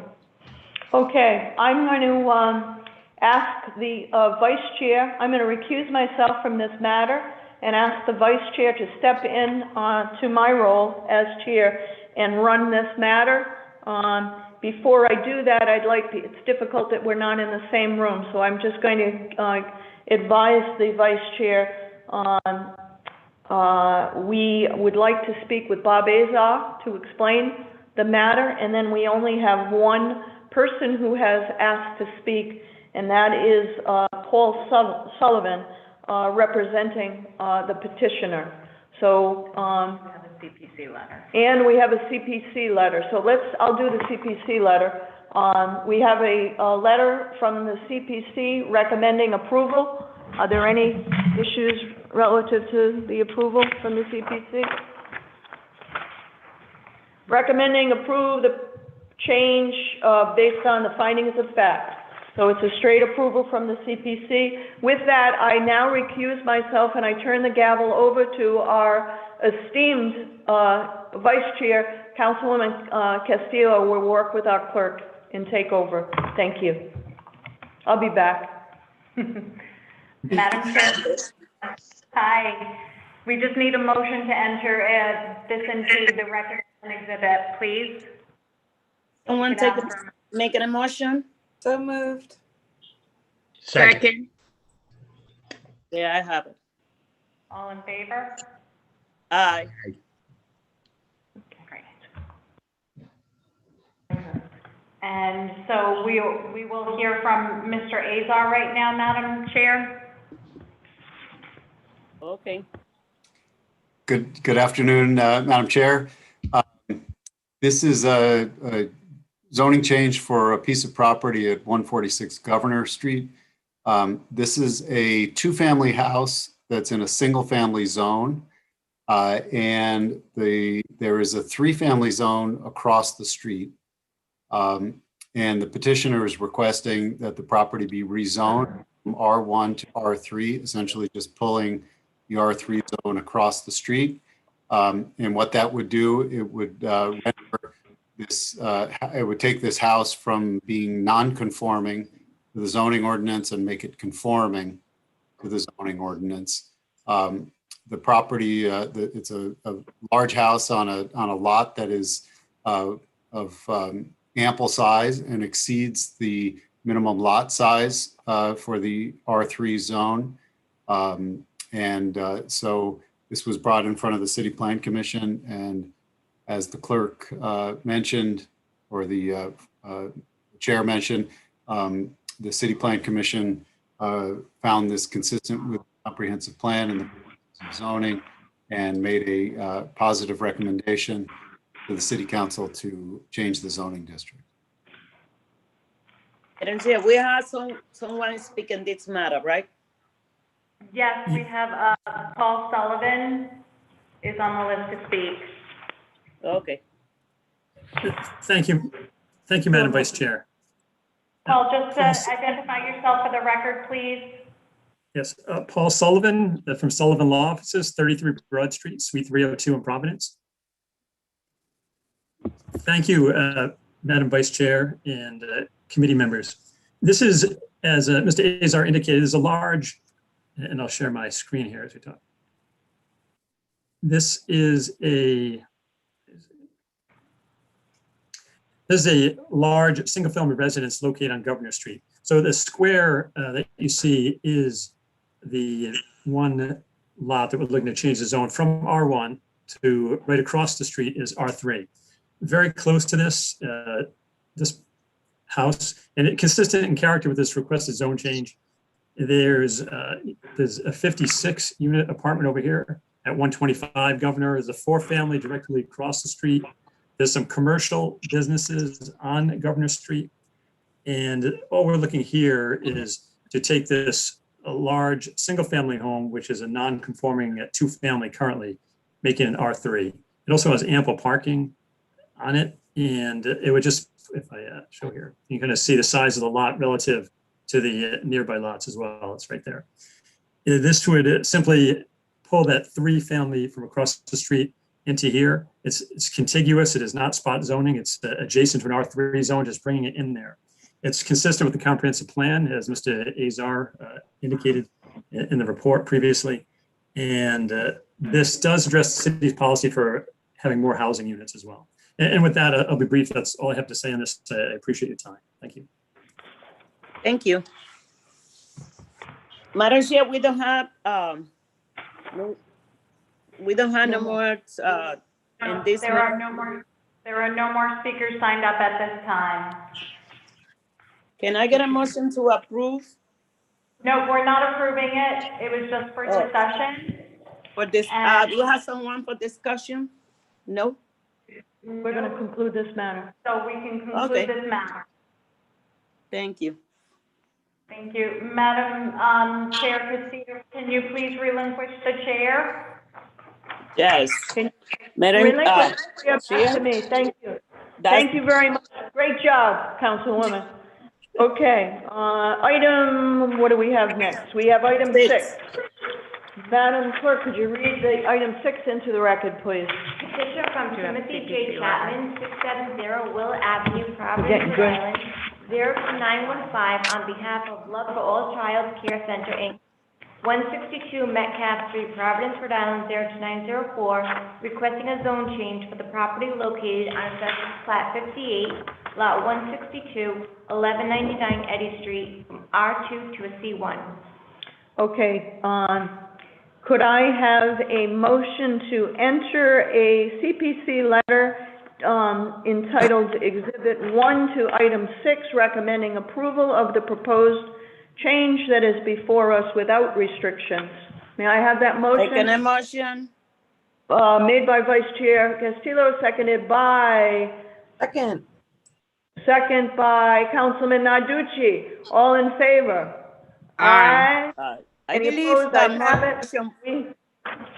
So we have the exhibit, the CPC exhibit into the record. We've called the item. I've got Bob Azar now, who will explain what this is about to the committee.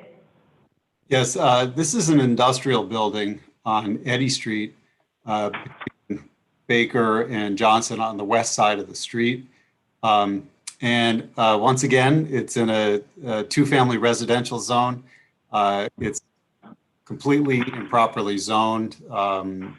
It has had it hasn't been occupied for a very long time, and there is now a proposal to put a daycare in the building, and it needs to be rezoned because the daycare center is not allowed in the R2 zone. We do allow for small sort of care homes in R2, but not in not larger daycare centers. This is again on Eddy Street. It's very much a commercial corridor. This has a lot of mixed use along the corridor. This building is certainly conducive to adaptive reuse. It's a historic building. So we believe that rezoning this to C1, which is a zone that does exist in the vicinity, is appropriate. So this came in front of the City Plan Commission. And again, the commission unanimously voted to find this consistent with the comprehensive plan and the purposes of zoning, and to recommend that you approve the zoning change. Thank you, Mr. Azar. We have Timothy Chapman, who would like to speak on this matter. Signed up, I see him. Clerk up at the top. Good evening, Madam Chair. Good evening, Honorable Council. Please identify yourself. My name is Timothy Chapman. I'm an attorney with an office at 670 Willard Avenue, East Providence, Rhode Island. I'd like to thank the Planning Department, Director Azar, the Clerk's Office, especially Tina, and you, Madam Chair, and the Honorable Council for allowing us to proceed with this petition, and all of your assistance throughout this process. I have with me the petitioner, and I also have Mr. Pimentel, our expert. I'd like to thank Director Azar for giving a very succinct explanation of what we're looking to do, which is to pretty much change the zoning to allow for a daycare. My client has, I believe, 4 daycares in Providence right now.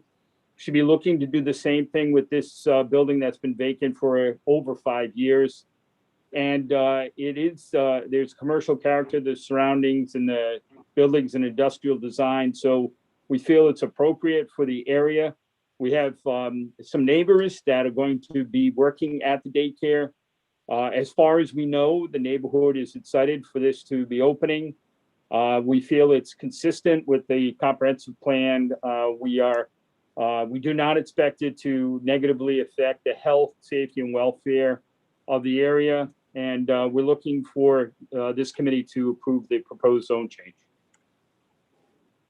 Thank you, Mr. Chapman. Thank you. That's all we have. Madam Clerk, are we good? Yes, there is no one else signed up. Actually, there was one person signed up, and I did see them on the attendee side, but they weren't specific about what they wanted to speak on. Who might that be? Alfreda, she was here earlier, but I don't see her any longer. Okay, Alfreda? Okay. Yes. Okay, I think that concludes the public hearing portion of our agenda today. Tonight, we are going to close this out, and then we're going to come back, and we're going to start our ordinance meeting, and we'll hear all of these items. I realize it's late, and we're going to do our best to get through what we can in our regular meeting, which will happen next. So we're going to sign off and come back on. Motion to adjourn. Motion to adjourn. Motion made, Madam Chair. Motion made by Councilman Narducci, seconded by Vice Chair. All in favor, aye. Aye. Ayes have it. We're adjourned. Thank you all.